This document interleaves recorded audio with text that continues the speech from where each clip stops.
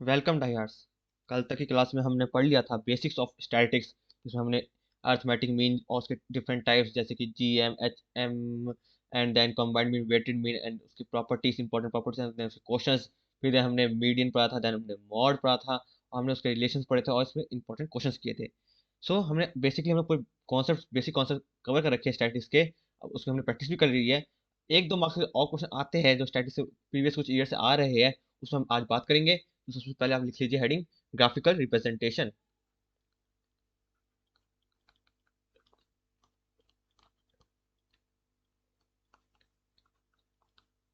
अब देखिए, अब ग्राफिकल रिप्रेजेंटेशन होता क्या है। मैं आपको कहता हूँ कि जो डाटा है उसको रिप्रेजेंट करने को हम कहते हैं ग्राफिकल रिप्रेजेंटेशन, ग्राफ की फॉर्म में। हम डाटा को अगर ग्राफ को रिप्रेजेंट करेंगे तो हम कहते हैं ग्राफिकल रिप्रेजेंटेशन। हम ग्राफ की फॉर्म में रिप्रेजेंट क्यों करते हैं किसी डाटा को?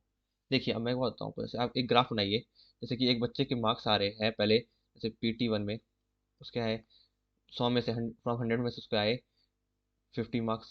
देन ये PT1 की बात है। देन PT2 में उसके आए, ठीक है, 70 मार्क्स। देन PT3 में आए 20 मार्क्स एंड PT4 में आए 30 marks. What you will find, आप सब उसका ग्राफ बनाइए। अब क्या पाओगे? ये हमारे मार्क्स हैं जो कि हमारे कितने कितने हैं। एक 20, फिर 30, फिर 50 एंड देन 70। ये हमारे PT1 है, ये 2, ये 3 एंड ये 4। आज तो पूछता PT1 में कितने मार्क्स आया, तो बोलोगे 50 मार्क्स आए हैं। Okay, got it. PT2 में कितने आए हैं, आप बोलोगे 70 मार्क्स आए हैं। ओके। PT3 में कितने आए हैं, 20 मार्क्स आए हैं। Got it. फिर PT4 में क्या आए हैं, 30 मार्क्स आए हैं। Got it। अगर हम इसको ज्वाइन करेंगे, इस ग्राफ को ज्वाइन करेंगे, you get this type of figure, right. आपको ये ऐसे फिगर मिलेगी, आपको ऐसा ग्राफ मिलेगा। आप यहाँ ग्राफ से ना एक चीज क्लियर दिख रही है यहाँ से, कि यहाँ से बच्चे का इंक्रीमेंट हुआ है, यहाँ से बच्चे की इंप्रूवमेंट हुई है, यहाँ से बच्चा एकदम डिक्रीज हो गया, यहाँ से बच्चा एकदम से डिक्रीज हो गया एंड देन वापस से कोशिश की। तो ग्राफ से हम डाटा को एनालाइज करना ईजी होता है। ग्राफ से अगर देखोगे तो आप, जैसे कंपनी में होती है, जैसे स्टॉक मार्केट होता है, तो ग्राफिकल फॉर्म में रिप्रेजेंट करते हैं। जैसे कि हम पता चलता है कि कितना, जैसे हम शेयर्स की बात करते हैं तो हम पाई चार्ट से डिफरेंट करते हैं, कितना कितना कितना शेयर है, कितना कितना ऑक्यूपाइड किया हुआ है, कितना एरिया कितना ऑक्यूपाइड है। ग्राफिकल से क्या फायदा होता है कि हम डाटा को पढ़ने में, रीड करने में, एनालाइज करने में ईजी होती है। तो हम स्टैटिक्स में खासकर हम चार तरह के ग्राफ्स पढ़ते हैं। जैसे पहला ग्राफ आता है हिस्टोग्राम। आपने सब पढ़े होंगे से तो, लेकिन फिर भी आप सबको पढ़ा रहा हूँ कि मैं कहा है कि सबके लिए, हर बच्चे के लिए, not only for math students, हर बच्चे के लिए 300 कोर्स है हमारे लिए, हमारे द्वारा, ठीक है। दूसरा है फ्रीक्वेंसी पॉलीगॉन।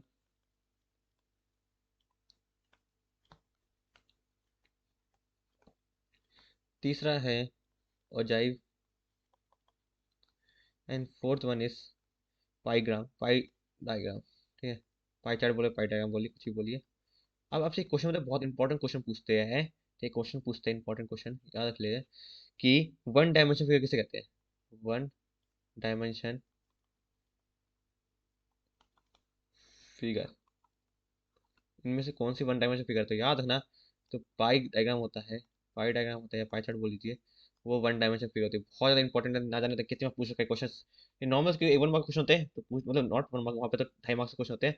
बट यहाँ सीधा कॉन्सेप्ट बेस्ड क्वेश्चन होते हैं, सीधा आप आंसर लगाओगे। तो आप जानते हो हिस्टोग्राम कैसे बनाते हैं, फ्रीक्वेंसी पॉलीगॉन कैसे बनाते हैं, ठीक है। तभी आपको मैं डेफिनेशन की फॉर्म में लिखवा देता हूँ, जिससे आप, किसी को आपको बताना हो तो आप बता सकते हो। तो लिख दो histogram,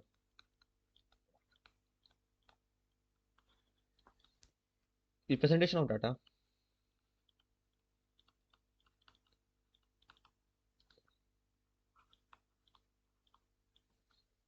of taking class intervals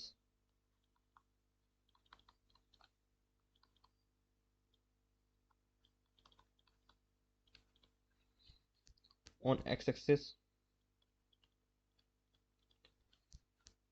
and respective frequencies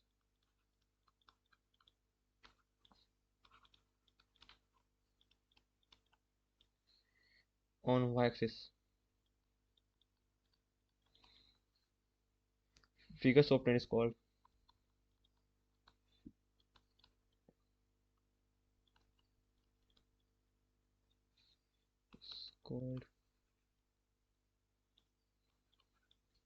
histogram.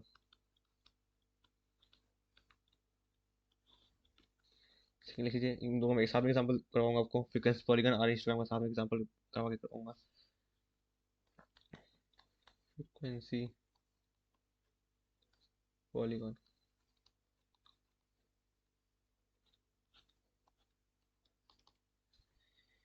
if we join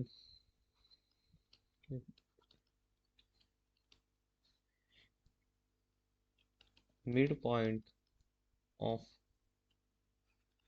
upper histogram, each rectangle of histogram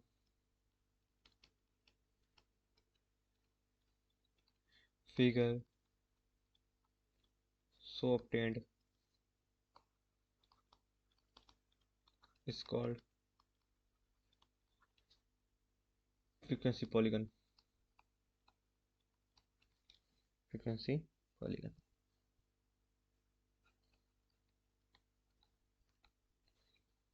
अब देखिए, आपको मैं एग्जांपल कराता हूँ। देखिए कि एक हमारे पास टेबल है, हमको रिप्रेजेंट डाटा को करना है, आपको पहले बताया, जिससे हम एनालाइज अच्छे से कर सके। लेकिन क्या होता है, टेबल फॉर्म में हमको अच्छे समझ नहीं आता कि डाटा बढ़ रहा है, कम हो रहा है, क्या हो रहा है।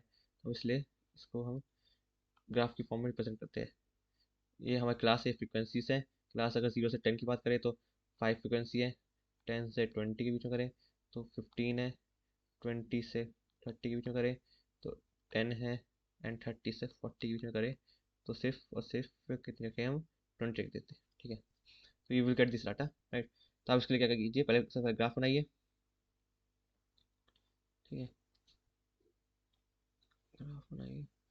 तो आपकी जो इंटरवल्स है वो 0 से 10 है, तो यहाँ 0, 0 से 10, 20, 30 एंड लास्टली 40। और आपकी जो फ्रीक्वेंसी सब 5 से लेके 20 तक है, तो ये हो गया 5, ये हो गया 10, ये 15, ये 20। ये तो अगर बेसिक चीज़। आप कलर चेंज करता हूँ पेन का, जिससे कि आपको बता सकूँ कि कौन सा ग्राफ किसका है। अगर मैं हिस्टोग्राम की बात करूँ, पर्टिकुलर में अगर हिस्टोग्राम की बात करूँ, तो रेक्टेंगुलर से हम रिप्रेजेंट करते हैं, रेक्टेंगल से हम रिप्रेजेंट करते हैं, राइट। अब देखिए, हमें करना है एक्स एक्सिस पे, हमें करना है जो representation of data taking class इंटर्स on X axis. ठीक है, हमें क्या करें, क्लास इंटर्स हम एक्स एक्सिस ले लिया, अब उसकी वैल्यू हम पुट कर देते हैं, राइट। तो आप देख सकते हो कि 0 से 10 में कितना हमारा फ्रिक्वेंसी 10 है, 0 से 10 में कितना हमारा फ्रिक्वेंसी 5 है सिर्फ। यहाँ से उसको ज्वाइन कर लीजिए, ये हमारा 5, राइट। देन 10 से 20 में कितना है 15, 10 से 20 कितना है 15, इसको इससे जोड़ लीजिए। ठीक है, फिर देन 20 से 30 में कितना है 10, 20 से 30 में कितना है 10 है। ठीक है, फिर देन 30 से 40 में कितना हमारा 20 है,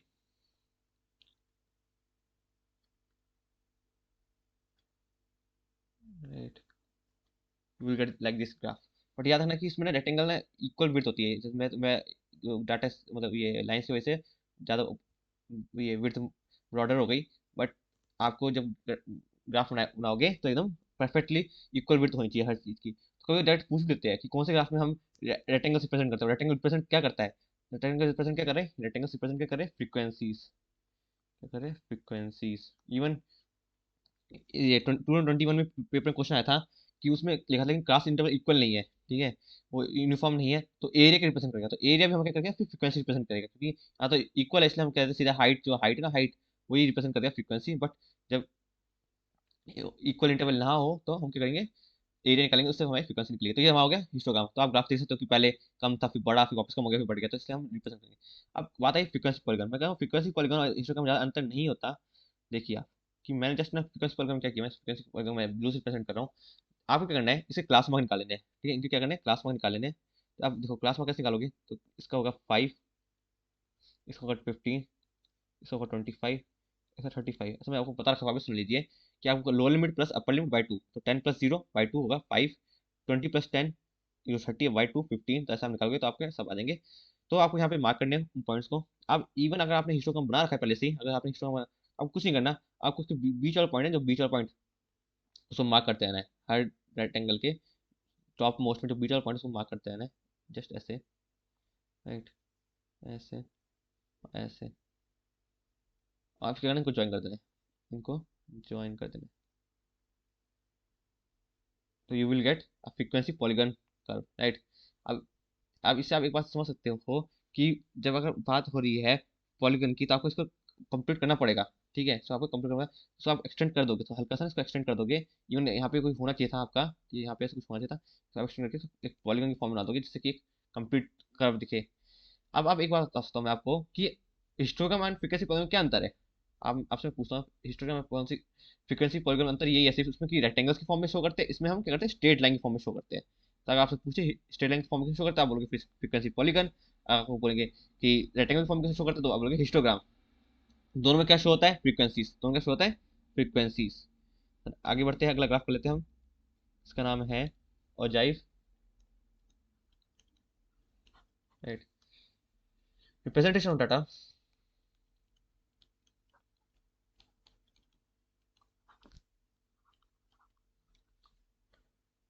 by means of taking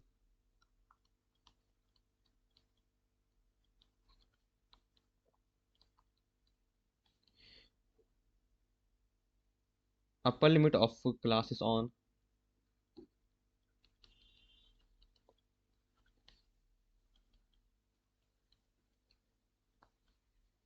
x-axis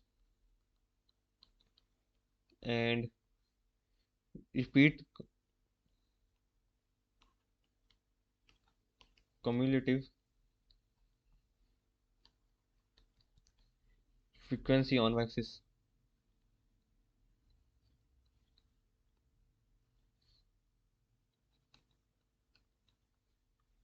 Figures obtained is called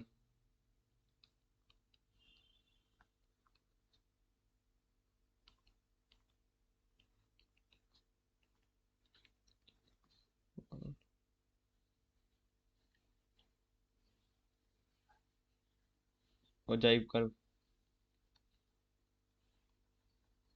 देखिए आप, ये बताता हूँ, यह सबसे ज़्यादा इंपॉर्टेंट ग्राफ होता है, आपको पता होगा। इवन 10th के या 9th के बोर्ड में भी एग्जाम में, 9th के स्कूल एग्जाम में और 10th के बोर्ड एग्जाम में बहुत ही, एक तो 5 मार्क्स का क्वेश्चन आने आने इसका। और इवन एनडीए में भी अगर कोई ग्राफ का जो फेमस क्वेश्चन था ओजाइव से आता है, इसमें आपको बहुत सारी बातें दिमाग में रखनी है। सबसे पहले ओजाइव ग्राफ बनाते कैसे हैं, ठीक है। इससे आपको निकलता क्या है पहले, है ना, प्रूफ। अगर इसमें हमें क्या मिलता है, इसमें मिलती है फ्रीक्वेंसी, इसमें मिलता है, क्या मिलता है हमें, इसमें मिलता है मीडियन।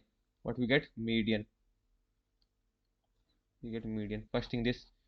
ऑन विच एक्सिस, सब याद है ना, सारे क्वेश्चन इंपॉर्टेंट है, सारे सारे पॉइंट्स इंपॉर्टेंट, हमको मीडियन मिलता है। Second on X axis, on X axis में मिलता है हमें मीडियन। देन कैसे मिलता है, where two curves intersect, curves intersect, ठीक है। जहाँ पे दो कर्व इंटरसेक्ट होते हैं, हम वहाँ पे हमको मिलता है, right, what we called median on X axis. अब आपको एग्जांपल बताता हूँ, फिर आपको समझ आएगा इससे, ठीक है। देखिए जैसे कि हमारे,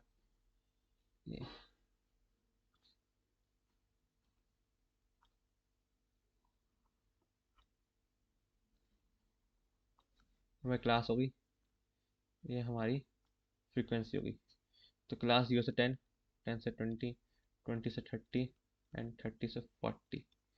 हमारी फ्रीक्वेंसीज है 15, 25, 5, 35। अब आपसे पूछा मीडियम बताइए, आप ओजे का हिस्सा ड्रॉ कीजिए, तो आपको कुछ नहीं करना, राइट। आपको मैं दूसरे से पेन से कराता हूँ, प्रेजेंट पर्पल से, ठीक है। ओजे को मैं पर्पल से प्रेजेंट कर रहा हूँ। देखिए सबसे पहले आपको X axis and Y axis बनानी है।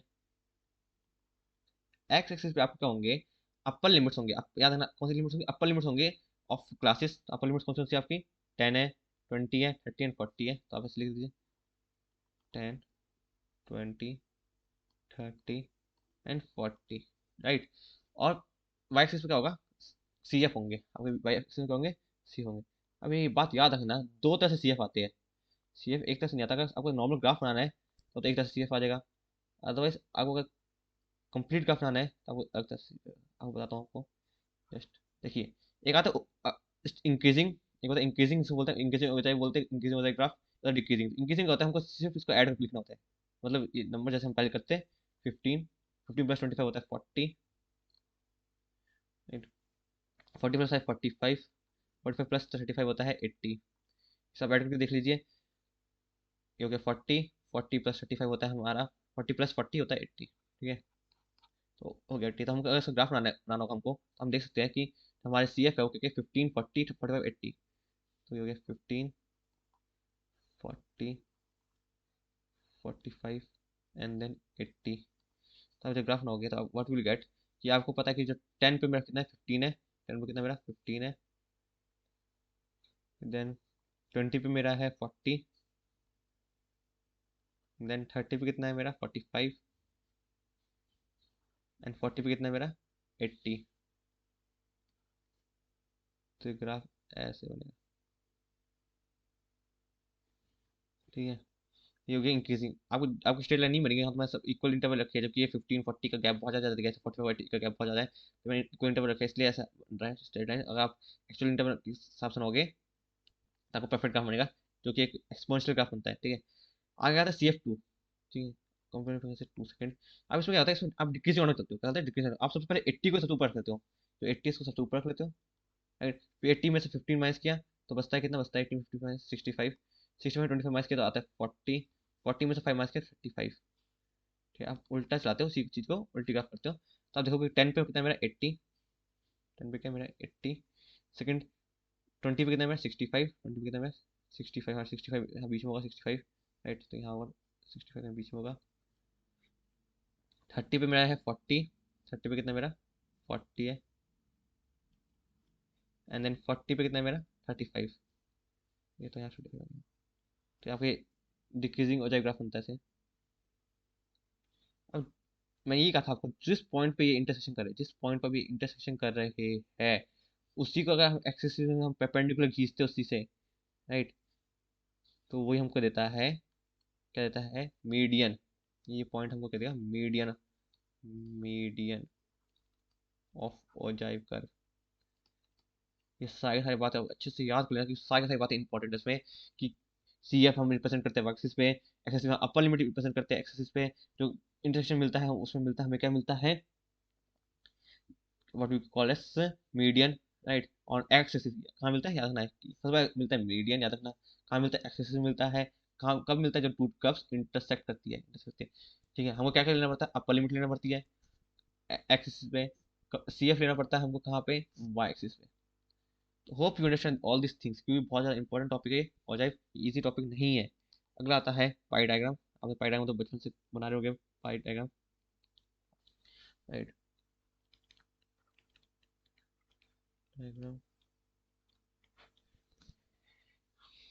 Draw circle, draw a circle, central angle of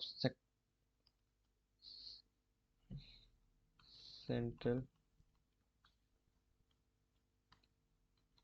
angle of sector, ठीक है, सेक्टर। देखिए अब कैसे ना हो गया, देखिए क्या मैं एक ग्राफ मतलब एक सर्कल बनाया, अब मुझे ना ये रिप्रेजेंट करना है कि ये पार्ट कितना है, ये पार्ट कितना है, राइट, ऐसे पाई चार्ट में। तो हम क्या करते हैं, कितना एंगल होगा, राइट, कितना एंगल होगा। तो हम जैसे मान लो ये 40% है, ठीक है, उसके मार्क्स है 40%, ठीक है। तो आपसे पूछे कितना एंगल होगा 40% है, राइट। तो आप देखो 40 कितने में से, 100 में से, राइट, इंटू 360, इंटू 360, 360 का टोटल पार्ट है, व्हाट यू विल गेट, 0 से 0 कटा, ये 0 से 0 कटा, एंड 4 36 होता है, 4 24, 2 4 से 12 144, मतलब 144 डिग्री आना था, ठीक है। 40% यहाँ पे कम है, मतलब कि ज़्यादा में से लेना पड़ेगा, तो 144 डिग्री होगा चार्ट में, ठीक है। जैसे कि मैं बात करूँ कि आपसे पूछूं कि हाफ सर्कल कब बनेगा, आप मुझे बता सकते हो हाफ सर्कल कब बनेगा, जब मुझे हाफ शेड करना पड़े। तो आप बोलोगे देखो हाफ मतलब 180 डिग्री, तो आपको करना पड़ेगा 180 डिग्री निकालना पड़ेगा, किसमें से, 360 का पार्ट में से, पूरे सर्कल में 360 होता है, 180 डिग्री इंटू 100 में से, राइट। व्हाट विल गेट, ये 0 0 कैंसिल, 18 2 36, 250 था, मतलब 50% अगर आपके मार्क्स आएंगे, 50% मार्क्स आएंगे, तो यू गेट 180 डिग्री मतलब हाफ सर्कल। तो आप इसी पे आप क्वेश्चन कर लीजिए थे, कि आपको बेसिस यहाँ तक पता लगेगी कि कैसे कैसे ग्राफ्स होते हैं और उसको कैसे रिप्रेजेंट करते हैं। पहला question, the expenditure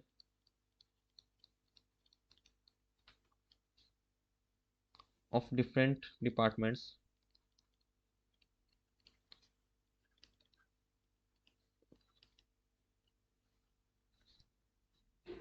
of an industry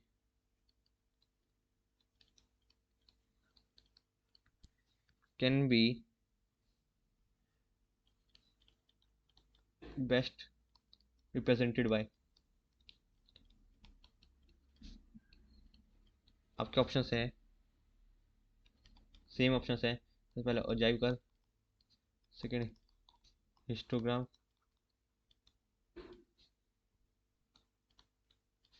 third pie diagram and fourth none. तो आपसे सिंपल पूछा है कि जो एक्सपेंडिचर है डिफरेंट डिपार्टमेंट्स एक इंडस्ट्री का, तो किससे रिप्रेजेंट होगा, किससे हम शो कर सकते हैं, किससे। तो आप जानते हो कि ओजाइव से तो हमें मीडियन मिलता है ऐसा, हिस्टोग्राम से हमें प्रोग्रेस है, कितना डिक्रीज हो रहा है इंक्रीमेंट हो रहा है वो पता चलता है।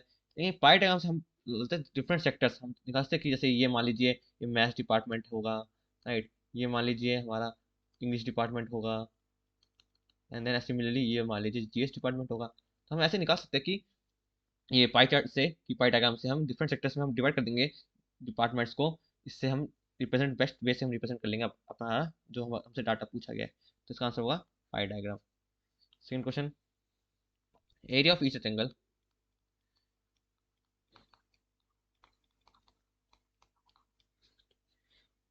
Of histogram is directly proportion to, is directly proportional. अभी जैसे आपको मैं बताया, इवन ये क्वेश्चन एनडीए में पिछले साल भी आया हुआ है, नोट को आप खोल के देख सकते हो, राइट। इसका आंसर क्या है, सीधा आंसर पता है आपको, फ्रीक्वेंसी। जितनी ज़्यादा फ्रीक्वेंसी होगी उतना ज़्यादा एरिया बड़ा होगा, राइट, फ्रीक्वेंसी। ठीक है, देन अगला क्वेश्चन लिख लीजिए, mode can be, mode can be represented by. आप समझे मोड किससे रिप्रेजेंट हो सकता है।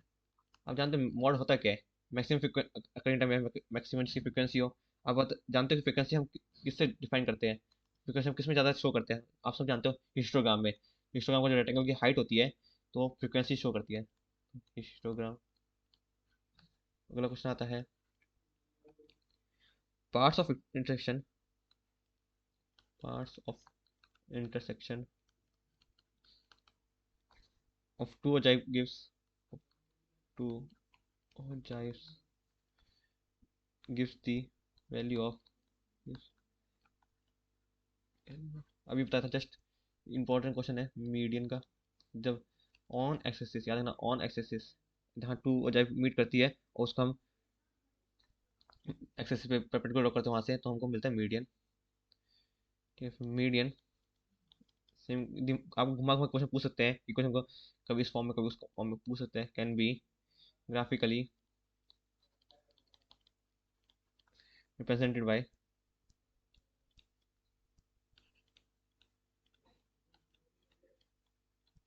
आपसे पूछे कि अगर मुझे मीडियम को ग्राफिकली रिप्रेजेंट करना है तो एक ही ग्राफ करते रिप्रेजेंट हो, उसका नाम है ogive.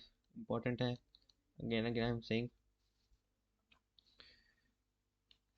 Central tendency, central tendency, ये भी क्वेश्चन इंपॉर्टेंट है, इंपॉर्टेंट मार्क लीजिए इस क्वेश्चन को, इंपॉर्टेंट क्वेश्चन है वाला। Central tendency which can't be represented, which can't be represented by graphical method. आप ऐसे बताइए कौन सी सेंट्रल टेंडेंसी है जो ग्राफिकल मेथड से रिप्रेजेंट नहीं कर सकते। तो आप सब जानते हो इसका आंसर है मीन। इसका आंसर क्या है, मीन। इंपॉर्टेंट है, ठीक है। आप जानते हो कि मीडियन को, हम मीडियन को और जैका से रिप्रेजेंट कर सकते हैं, एंड देन मॉड को हम हिस्टोग्राम से रिप्रेजेंट कर सकते हैं, लेकिन मीन को कोई ग्राफ रिप्रेजेंट नहीं कर सकता। अगला क्वेश्चन है, average speed of two person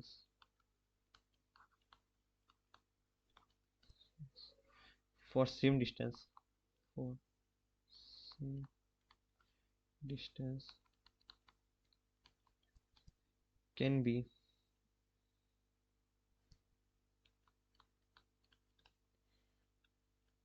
represented by, option आपके, पहला A M,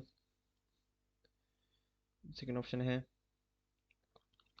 C M, third option है H M, and fourth option है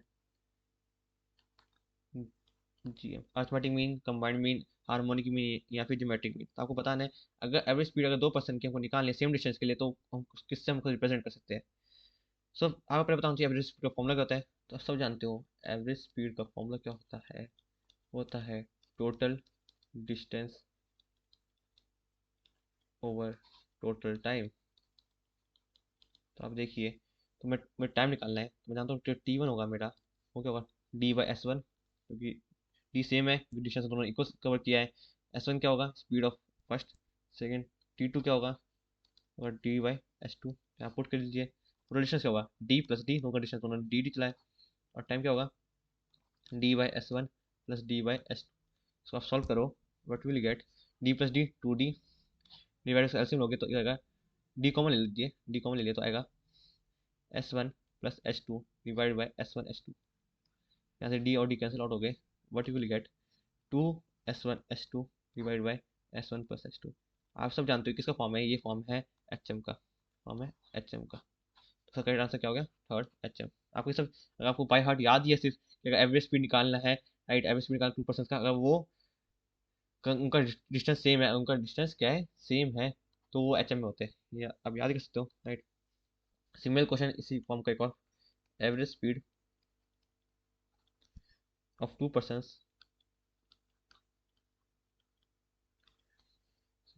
for same time, for same time can be best represented by,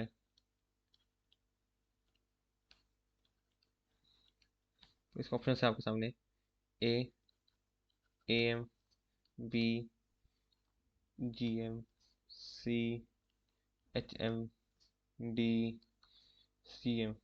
आपसे पूछा है कि बताइए आप एवरेज स्पीड अब दिया पर्सन के पास दिया सेम टाइम के लिए, तो आप सेम कॉन्सेप्ट लगे पिछले वाला, बस जस्ट आप वीडियो एक बार रोकिए एंड खुद सॉल्व करने की कोशिश कीजिए, तो व्हाट यू विल गेट। देखिए अब अभी मैं आपको बताया कि एवरेज स्पीड फॉर्मूला क्या होता है, total distance over total time. तो देखिए अगर मैं डी वन की बात करूँ, जो पहले डी वन डिस्टेंस चलाओ कितना होगा, वो S one into T. D two के बाद टाइम तो सेम है, तो एस टू इंटू टी। तो अब यहाँ लिख लीजिए टोटल डिस्टेंस, तो डी वन कितना है हमारा S one into T, plus D two कितना है S two into T. Total time कितना है हमारा टी प्लस टी। जब इसको आप सॉल्व करोगे what you will get, you get T common लोगे तो S one plus S two divided by two T. T से टी कैंसिल आउट हो गया, ऐसा आ गया S one plus S two divide by two. ये क्या है, ये ए एम है हमारा, A plus B by two, ये तो ये क्या है हमारा अर्थमेटिक मीन। इसका आंसर क्या है ए एम। तो आपको अगर बाई हार्ट याद होगी बात, एवरेज स्पीड को निकालना है अगर टाइम सेम है तो वो रिप्रेजेंट होता है हमारा ए एम से। अगला क्वेश्चन कर लीजिए, an aeroplane flies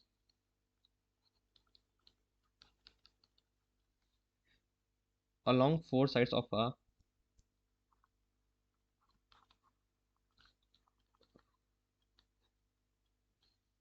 square field and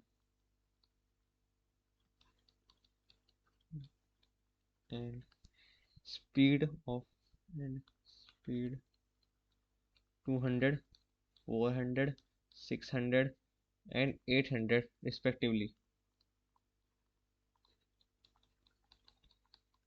Then average speed of plane. Then average speed of plane. So, आप सब जानते हो एवरेज स्पीड होती है वो होती है total distance, total distance over total time. अब टोटल डिस्टेंस क्या होगा आपको पता है, अगर एक स्क्वायर फील्ड है या स्क्वायर पाथ है तो उसमें क्या होगा डिस्टेंस सेम होगा, स्क्वायर है तो ये भी साइड डी होगी, ये साइड डी होगी, ये भी साइड डी होगी। टोटल डिस्टेंस तो मिलेगा D plus D plus D plus D. अब आता है टोटल टाइम की, तो मैं अगर पहले टी वन लगेगा उसमें कितना लगेगा कि उसकी स्पीड 200 है, तो D by 200। Similarly T two कितना होगा डी बाई 400। टी थ्री कितना होगा डी बाई 600।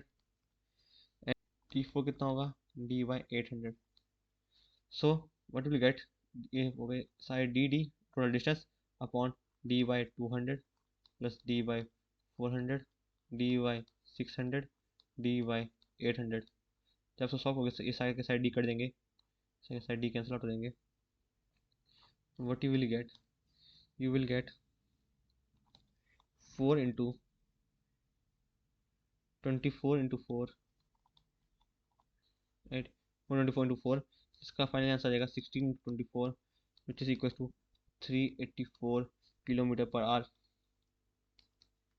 ठीक है, तो यहाँ से हमारा वो टॉपिक, पिछला टॉपिक खत्म होता है। तो अब एक नया टॉपिक शुरू करते हैं। लास्ट टॉपिक है स्टैटिस्टिक्स का, जिसे कहते हैं हम को रिलेशन रिग्रेशन।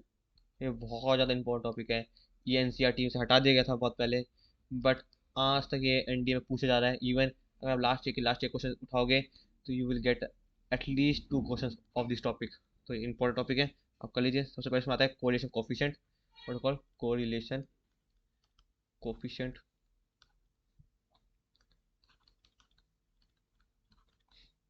इसको हम रिप्रेजेंट करते हैं आर से। It is, what is R correlation coefficient? What is correlation coefficient? This is numerical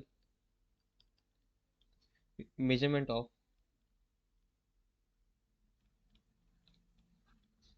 correlation between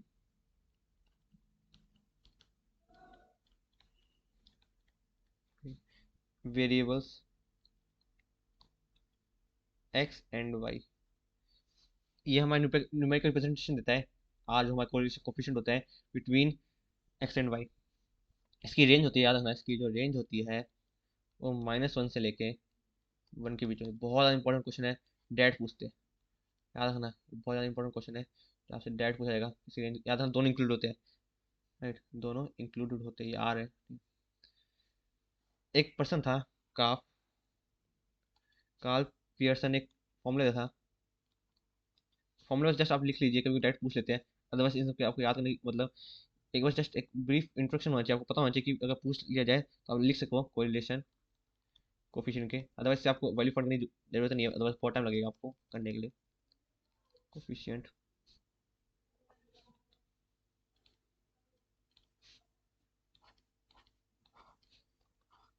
इन्होंने फॉर्मूला था हमारा आर का, R is equal to C O V X and Y divide by variable X multiply by variable Y. बताऊंगा, don't worry, आपको सब बताऊंगा कि इसमें क्या वैल्यू किसकी क्या कैसे निकालेंगे हम। पहले फॉर्मूला लिख लीजिए, क्योंकि आपको बस पता होना चाहिए पहले तो। मुझे पता है आपके लिए इम्पोर्टेंट नया टॉपिक है एकदम से, क्योंकि ये सब आप एनसीईआरटी में नहीं पढ़ा होगा। देख लीजिए, जो सी ओ भी होता है हमारा एक्स एंड वाई का, इक्वल होता है sigma x I Y 1 divide by x minus का एक्स मीन वाई मीन। ये भी कभी डायरेक्ट ये फॉर्मूला पूछ लेते हैं, तो इसमें पता होना चाहिए। और था रिग्रेशन। तो हम रिग्रेशन कैसे निकालते हैं? रिग्रेशन निकालने का होता है line of regression of Y on X. Line of regression of Y on X, ये होता है Y equal to A x plus B. इसे हम लिखते हैं, जो ए है हमारा, इसको बोलते हैं हम बाय एक्स, इसको हम बोलते हैं बाय एक्स, याद रखना, इसको हम क्या बोलते हैं, बाय एक्स। सेकेंड है line of regression of x on y, तो ये होगा x equal to a plus b y. इसमें जो ये बी है इसको बोलते हैं हम बी एक्स वाई, मतलब बी वाई एक्स, इसमें बोलते हैं बी एक्स वाई, राइट। अब आती है equation of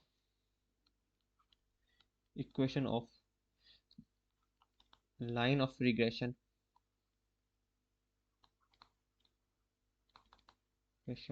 of Y on x. इसका फॉर्मूला होता है y minus y mean divide by x minus x mean equal to r sigma y divide by sigma x. ठीक है, इसको पूरी लाइन क्या बोलेंगे हम? देखो क्या लिखा हमने, line of regression of Y on x. तो अगर ऑन एक्स लिखा है तो हम बोलते हैं इसको बी वाई एक्स, बोलते हैं बी वाई एक्स, लिख लीजिए line of regression of Y on x. Y on x तो हम बोलते हैं b y x, right, b y x. Similarly अगर मैं बात करूँ equation of line of regression of x and on y, of x on y, उसको बोलेंगे बी, तो बोलेंगे हम बी एक्स वाई, क्या बोलेंगे बी एक्स वाई। तो सिमिलरली फॉर्मूला लिख लीजिए x minus x bar divide by y minus y bar equal to r sigma x divided by sigma y. Equation अगर आपसे इक्वेशन पूछी जाए तो आपको ऐसे इक्वेशन फॉर्म करनी है एंड देन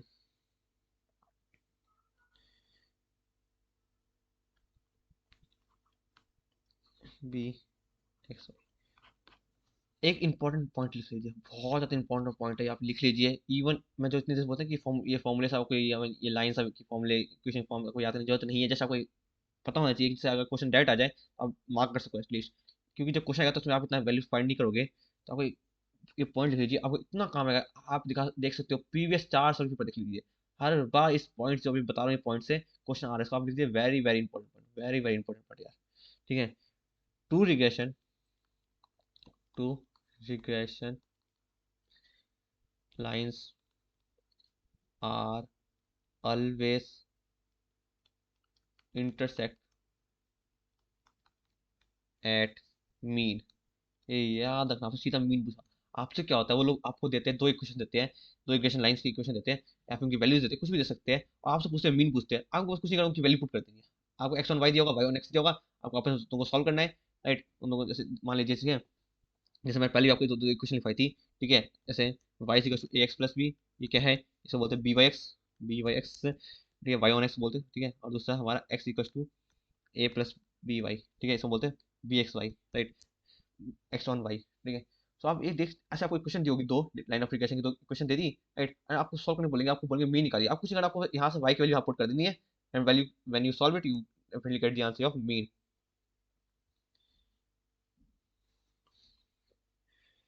अब देखिए, अब रिग्रेशन कोएफिशिएंट किसे बोलते हैं, रिग्रेशन कोएफिशिएंट किसे बोलते हैं,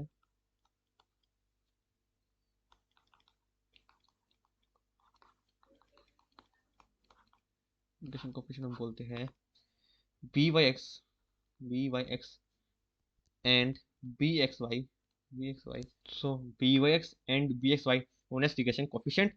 आगे आता है, ठीक है, एक और फॉर्मूला, इंपॉर्टेंट फॉर्मूला है, ठीक है, इंपॉर्टेंट फॉर्मूला है, क्वालिफायर लिख लो कि अगर हमें कोरिलेशन कोएफिशिएंट, हमने शुरुआत में लिखवाया था आपको कोरिलेशन कोएफिशिएंट, जिसको हमने आर से रिप्रेजेंट किया, जिसको हम कहते हैं numerical value between regression coefficients X and B Y, मतलब X and Y variable X and Y, ठीक है। अगर इसका दूसरा फॉर्मूला लिखो, क्योंकि आपसे पूछते हैं क्वेश्चन, तो आपको एक दूसरा फॉर्मूला बताता हूँ मैं, जिससे कि आप फटाफट निकाल लो, ठीक है। Of regression coefficient, regression coefficients, right. इसका फॉर्मूला लिख लीजिए, बहुत ज़्यादा इंपॉर्टेंट, सीधा आप पहले पुट करोगे, सीधा आपका आंसर आएगा b y x into b x y, ठीक है, b y on x and x on y, उसको मल्टीप्लाई करोगे, उसका रूट लोगे, आपका सीधा आएगा। ये लिटरली कह रहा हूँ, बहुत ज़्यादा इंपॉर्टेंट टॉपिक है, कॉन्सेप्ट है। जस्ट आपको एक फॉर्मूले याद हो जाएंगे, आप इजीली स्कोर करोगे, आपको हर पेपर देख सकते हो 50 साल के, एटलीस्ट दो क्वेश्चन आपको दिख ही जाएंगे। आप कुछ इंपॉर्टेंट इसके एक्सपर्ट्स लिख लीजिए, इंपॉर्टेंट पॉइंट्स लिख लीजिए। जो पहला पॉइंट है, देखिए जो आर था हमारा, जो आर, जो मैं देता हूँ फॉर्मूला देता हूँ आर का, राइट, आपको मैं फॉर्मूला देता हूँ। आर आपका under root b x y into b y x, ठीक है। अब इसके हम करेंगे पॉइंट्स बनाएंगे, ठीक है। तो पहले आर हमारा है क्या, आर क्या हमारा जी एम, जियोमेट्रिक मीन, आप देखते हो जियोमेट्रिक मीन है अंडर रूट ए बी, ठीक है। तो वही है इस geometric mean between regression coefficient, between regression coefficient. Second part, sign of, ये बहुत इंपॉर्टेंट पॉइंट है यार, अभी इवन आप ये पॉइंट आपको लगेगा कि कुछ है नहीं इंपॉर्टेंट, बट ये बहुत ज़्यादा important. Sign of b x y and r should be always same, always same. याद रखना ये बात कि बी वाई एक्स और बी एक्स वाई और आर का जो साइन होगा सेम होगा। अगर ये पॉजिटिव है, ये भी पॉजिटिव होना चाहिए फिर, और फिर ये भी पॉजिटिव आएगा। अगर ये नेगेटिव है, ये नेगेटिव है, तो ये भी नेगेटिव आएगा। तीनों जो साइंस है उससे आना चाहिए, क्योंकि आपके एग्जाम में सीधा क्वेश्चन आता है, एक देते पॉजिटिव देते नेगेटिव, आपसे पूछते आर, तो कैन नॉट डिटरमाइन इसका आंसर, देखो आर नहीं आता, कभी देखते आपको ऑप्शंस में दे देंगे पॉजिटिव पॉजिटिव, और ऑप्शंस में आपको तीन नेगेटिव देंगे और एक पॉजिटिव देंगे, you will definitely tick the fourth one जो पॉजिटिव होगा। तो इससे आप सीधे से कर लोगे। थर्ड पॉइंट ये भी इंपॉर्टेंट है, इस इवन इवन मैं कह रहा हूँ 2021 का नवंबर का पेपर खोल के देख लीजिए, आपको ये सेम लाइन का क्वेश्चन दिखेगा आपको, r is independent of origin factor. आपको ऑरिजिन फैक्टर पहले पता हुआ है, ऑरिजिन फैक्टर क्या होता है, ऐड और सेपरेट, ऐड और सेपरेट डिपेंड नहीं करता ये, and scale factor, and scale factor, scale factor किसे कहते हैं हम, मल्टीप्लाई एंड डिवाइड, मतलब अगर मल्टीप्लाई कर दो डिवाइड कर दो, राइट, एंड ऐड कर सब्ट्रैक्ट कर दो, इससे कोई फर्क नहीं पड़ता रिग्रेशन कोएफिशिएंट पे। आप क्वेश्चन आएगा, ठीक है, कि पहले ये ओरिजिनल ये थे रिग्रेशन कोएफिशिएंट्स, एंड देन मतलब ये हमने मल्टीप्लाई किया हर टर्म को, या फिर हमने इसको मल्टीप्लाई किया and what, find a new correlation coefficient जो कि हमारा होता है। तो आप क्वेश्चन कीजिए, राइट, आपको यहाँ पे एक बार वीडियो रोकिए, ठीक है, यहाँ पे वीडियो रोकिए, सिर्फ और सिर्फ कोरिलेशन कोएफिशिएंट एक बार वापस को पढ़ लीजिए, मैं लिटरली कह रहा हूँ ये बहुत इंपॉर्टेंट टॉपिक है, अच्छे से इसको रिवाइज कर लीजिए। आपको लग रहा होगा कि ये तो हमने बिल्कुल नहीं पढ़ा, कि बहुत इजी टॉपिक है, जैसे जितना मैंने पढ़ा है, जितना मैंने आपको बताया, जितने पॉइंट्स बताए, एकदम दिमाग में रख लीजिए, और ये क्वेश्चन आना ही आना है पेपर में, ये क्वेश्चन आना ही आना, आप देख सकते हो प्रीवियस क्वेश्चन खोल के, यू विल फाइंड। तो पहला क्वेश्चन लिख लीजिए, होप आपने रिवाइज किया होगा, इफ टू वेरिएंस, जिसको हम बोलते हैं सी ओ वी, जो हमारे हैं एक्स एंड वाई के, वो है -16.5, -16.5, right, and variance of x है जो, वो है हमारा 2.89, 2.89, सिमिलरली वेरिएंस ऑफ वाई जो है हमारा, वेरिएंस ऑफ वाई है जो हमारा, वो है हमारा 100, then value of, then value of correlation coefficient, जिसे हम कहते हैं आर, जब से पूछा है, जस्ट इतना इजी क्वेश्चन है, आप उसको सोचिए, इतना इजी क्वेश्चन, जस्ट आपको फॉर्मूला पुट करना है, फॉर्मूला पुट करना है। आप जानते हो जो हमारा, जो मैं पहले से स्टार्टिंग में फॉर्मूला बताया था आपको, कि r is equal to C O v, right, c O v क्या होता है, x y under root, right, variable of x into variable y, right, simple put कीजिए आपका आंसर आ जाएगा। तो क्या होगा, माइनस का 16.5 divide by under root 2.89 into 100, what will get, minus का 16.5 divide by 17 is equal to minus का 0.97। होप आपके भी आंसर आएगा, सीधा को का फॉर्मूला याद होगा जो मैं स्टार्टिंग में लिखवाया था, आप सीधे इसके आंसर निकालोगे। सेकंड क्वेश्चन है, if sigma x I into Y i is equal to 100, sigma x i is equal to 15, sigma f i is equal to 36, n equal to 5 है। तो आपसे पूछा है, then find c O V x y equal to, तो जैसे मैं अभी आपको जो फॉर्मूला जो बताया था, आपको अगर याद है तो आपको वापस बता देता हूँ, ठीक है, यह था हमारा सी ओ वी का फॉर्मूला, जो था हमारा, जो स्टार्टिंग में बताया था, वो था sigma x I into Y I divided by N minus का मीन, राइट, माइनस का मीन। सो आप देख सकते हो ये चीज कि, right, mean of x and mean of Y. So आप ये चीज देख सकते हो कि आपको सारी वैल्यूज पता होगी, यहाँ से देख के आप पता कर सकते हो, देखिए एक्स इंटू वाई तो आपको दिया हुआ है 100, एन आपको दिया हुआ है 5, देन मीन निकालना, आप जानते हो मीन क्या होता है, अगर मैं एक्स की मीन की बात करूँ, अगर मैं एक्स मीन की बात करूँ, मैं क्या sigma x i divide by n, ठीक है, जो कि होगा सिग्मा एक्स आई कितना होगा 15, एन कितना होगा 5, तो आ जाएगा 3। अगर मैं वाई मीन की बात करूँ तो क्या आएगा, sigma f y upon n, sigma f i कितना 36/5, ठीक है, आप सब सॉल्व करोगे, व्हाट विल गेट 7.2। अब जस्ट वैल्यू पुट करना है आपको, 100 डिवाइडेड बाई 5, राइट, माइनस का 3 इंटू 7.2, यहाँ से 5 20 सा, राइट, अब सॉल्व करोगे, व्हाट विल गेट 0.4, 0.4। क्वेश्चन लिख लीजिए, इफ टू रिग्रेशंस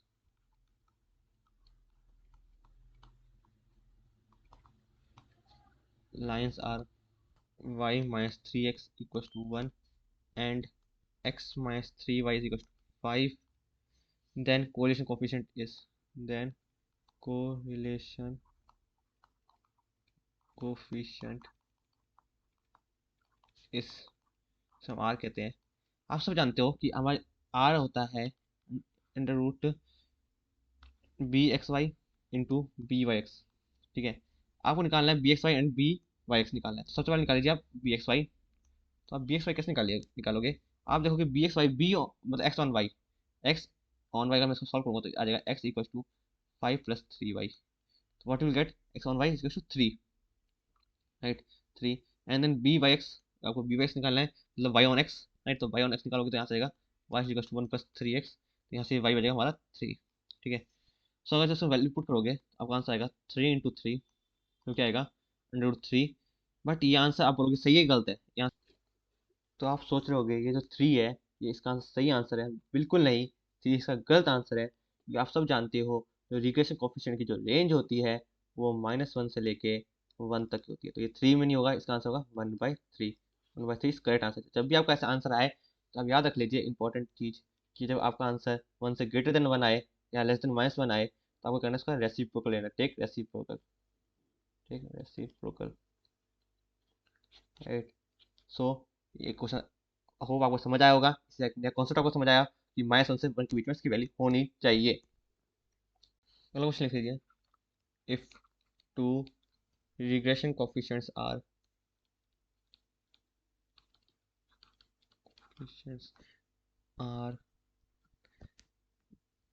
माइनस का 0.64 एंड माइनस का 0.36, then calculate correlation coefficient, then calculate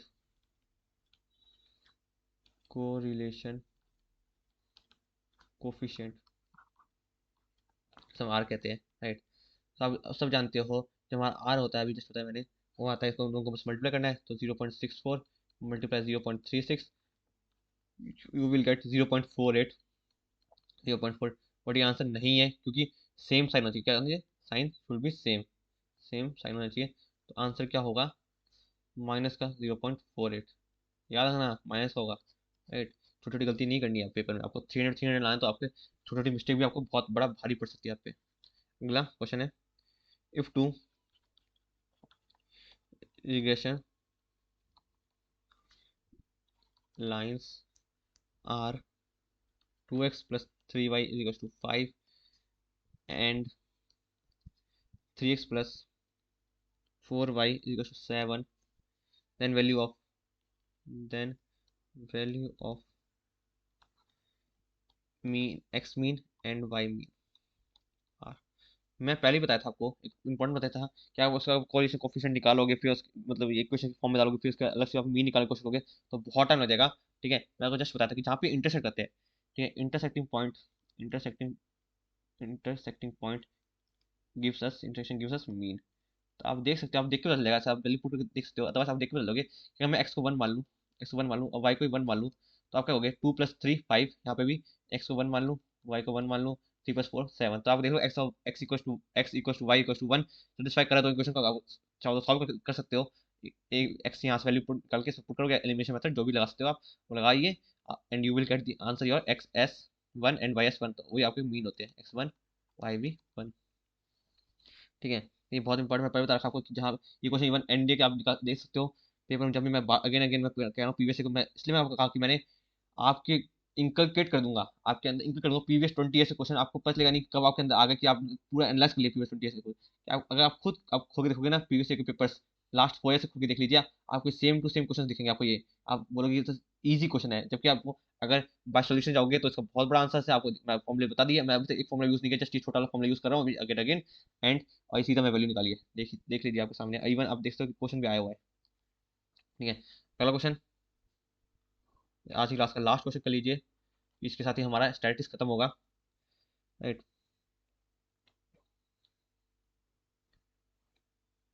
if sigma xi is equals to 130, sigma yi is equals to 220, n equals to 10, then